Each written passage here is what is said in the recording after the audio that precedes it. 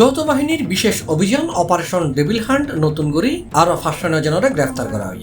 এই লইরে গত শনিবার রায়তুন আজি শুক্রবার বিকাল পর্যন্ত 7 দিনে সারা দেশত মোট এই অভিযানত 3924 জনরে গ্রেফতার করা হয়। ফেব্রুয়ারির 14 তারিখ শুক্রবার সন্ধ্যায় পুলিশ সদর দপ্তরতুন এই তথ্য জানানো হয়।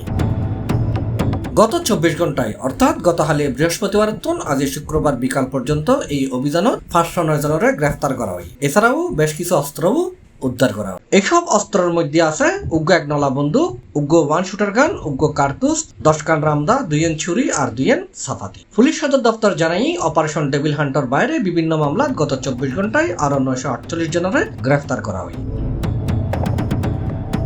C+ TV, Chittagong.